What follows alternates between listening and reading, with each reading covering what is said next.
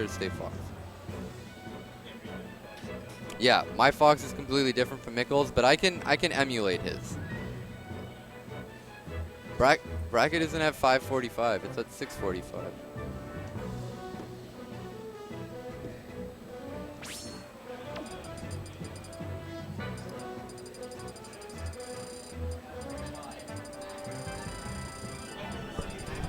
Yo, the bracket's at 645, not 545.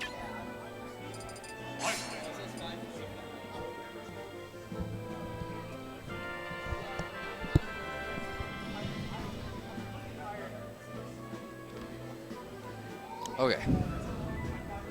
So yeah, I'll try and play like a little bit more passive, try and emulate the Mickle. Okay, just leave it as is. Just leave it as is, and we'll cross that bridge when it comes. Yeah, we'll cross. Yeah, you're next for sure. Okay, let's do it. You can put those on, and I'll be able to hear you, and you can hear me through them. All right, we in there. So what were some things that you had difficulty against when you were playing Mickle, or like some questions that popped up in your head that you didn't necessarily have the answers to? Like I noticed he does a lot of unsafe side Bs on stage, but I just had a lot of trouble like catching them and punishing them. I feel like Ike's a lot too slow to do that. So, like, I know what you mean, because like it's super hard to react to the side B with a slow character, but as Ike, when Fox is doing his side B on, you can bait them like by standing like this, and then like, okay, I know that you kind of have to like predict in your head, okay, I know that he's going to do the side B on stage. Like Mickle, that's one of his downfalls. He really likes doing the side B on stage. You gotta charge the up smash. You know what I'm saying? Right. Like you gotta throw out something that's scary. Even if, let's say, you don't have time to set up an up smash, you can throw out a jab. Right. And it might trade with it, and he might drop down and like panic. You know what I'm saying? Right. So like realistically, I have to catch him mid side B. I can't really punish after he's gone through me. If he's already passed through your shield and like you're here and he's over here, you're not gonna catch. Doesn't matter. Like, yeah, I can't cover that. But if you predict, okay, he's gonna do it, Ike has a lot of devastating punishes. Like up close, you can do jab, you can do dash attack, right, or up tilt.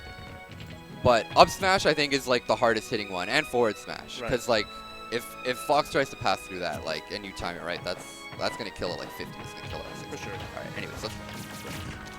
I'm gonna play like Mickle, passive, use my lasers, not approach. He went for the footstool. I respect it. I mean, the forward air was probably guaranteed, but the footstool could have led to more. Yeah, like, kind of risk reward, right? Bigger payoff, bigger risk. And it gets in people's heads too. Like if you pull that out in a match, you're like, oh man, this guy's got those. I gotta be careful. I don't want to get grabbed. See there, you hesitated. When I was in that tech position, you got to be ready to react to that. Like that roll behind, you can catch that with Ike. You have enough range to catch it. You just can't be like, oh, okay, and then he rolled behind. You kind of hesitated there. Right. You got to be confident with your movement.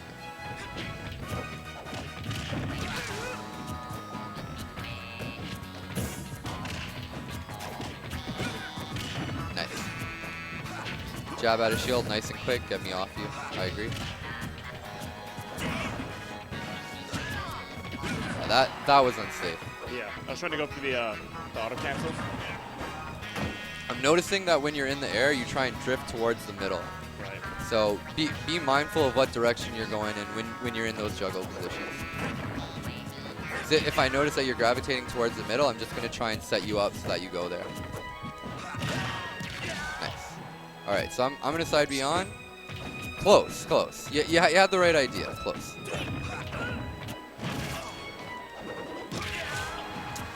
So something that I would avoid when you're in the down throw, I would not want to jump out, because a lot of Foxes are going to go for the forwarder and it'll scoop you out of your jump, and then not only do you not have your jump, but you're going to get up aired again without your jump. Okay. So like you can get put in a really bad position. Okay. DI away, try and challenge it with an aerial if you can, or just try and go to the edge if possible. Right.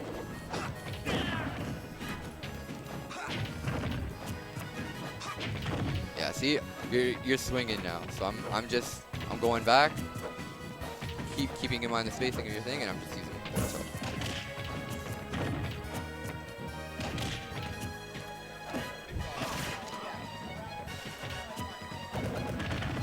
got to shield all the hits, or else it'll shield pull. Right. You can't drop your shield midway through the down air.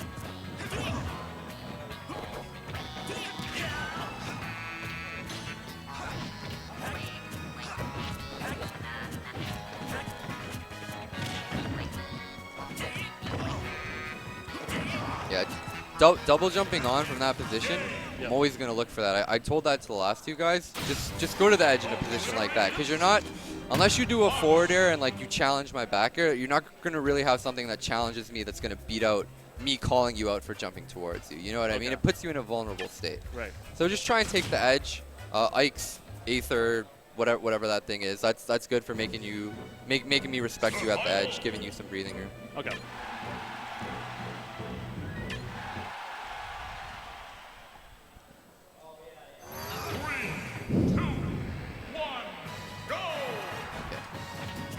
So I noticed in game 1, you were like trying to come forward with a lot of aerials, and I was just like ducking and weaving. Instead of coming forward with aerials, maybe sometimes try like running up with grab, or even doing just an empty hop. You know what I mean? Right. Empty hop and then jab.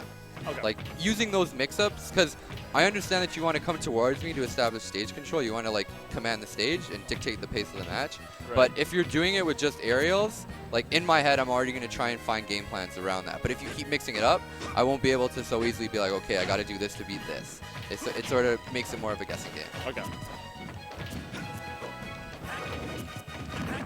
Like this is a rough matchup for Ike. It's probably like a 6-4, something like that. Just because like my low percent strings and my speed, it's kind of hard for Ike to sort of take Fox off. But if you're able to call me out, you can get a lot of mileage. Right.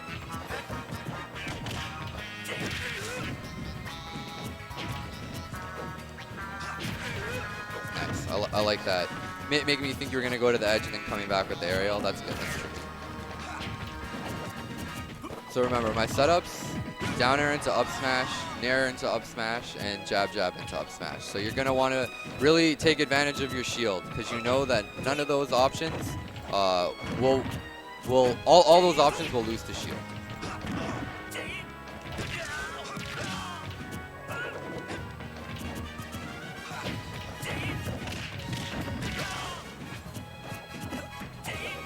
Nice, I really like that. Stepping away, then coming in with the dash attack.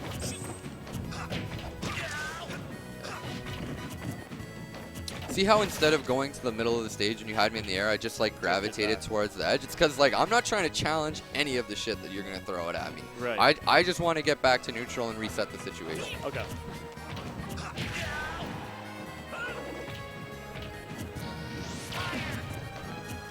Yeah, it's just little things like that that help you get out of see how you jumped in? Yeah. Like it's little things like that that avoid you getting like that random 20-30%. You know what I mean? For sure. All right, so my options are limited here. Exactly.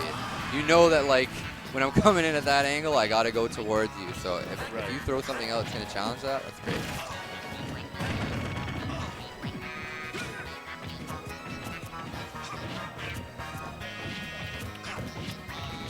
So something that I love to do on the Smash Roll platform, I'll just hold my shield and I'll let my opponent attack me. Okay. I'll let them try and like swing at me, because I know when they come towards me, I can just slide off and try and punish them. So try not to fall for stuff like that. That's stuff that Mikkel does too.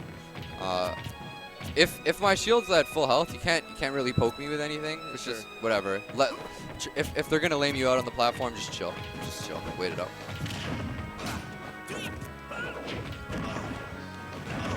See how you jumped in again.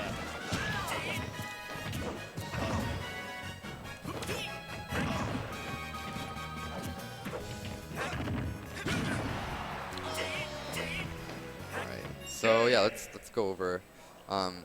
So mixing up the landings, the habit of jumping onto the stage when you get put in a bad situation or when you get sent off stage, and mixing up your approaches when coming towards me. Instead of just using aerials, some things that we went over, walk up jab out of shield, or just empty hop into like grab. Right. I noticed like, I guess specifically against Fox or any character that has fast aerials, like with Ike, I mean, like air dodging is kind of 50-50 unsafe, but like really none of his aerials, unless I'm facing away from you, like back air, are really fast enough to challenge anything you're going to throw out, right? Exactly. So what would you say is the best to do in that situation so, where it's like, I'm going to get punished if I air dodge into the ground, but jumping away is unsafe? What I recommend is if you have the ability to, go to the edge. Okay. Like, DI away and try and get to the edge. Because the edge, you know, I said this to the last two guys, it gives you an opportunity to, you know, compose yourself, rethink what your options are, and just reset the situation. If you try and challenge me in the air, if you try and play that game,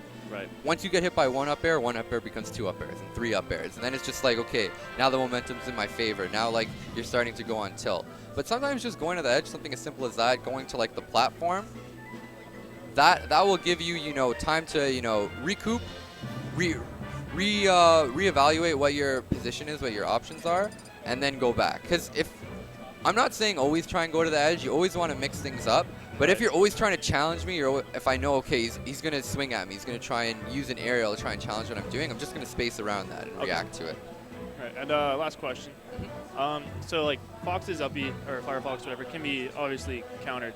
Yes. Can his side B be countered, or does that just go through? I don't think he has active frames on, like, the entirety of the side B. I'm not too sure about that, but I think the timing would be super wonky on countering that, because you might pass through, like, once, like, the active frames of the counter hit. I don't think I've ever been hit by a counter on my side B. Okay. Cool.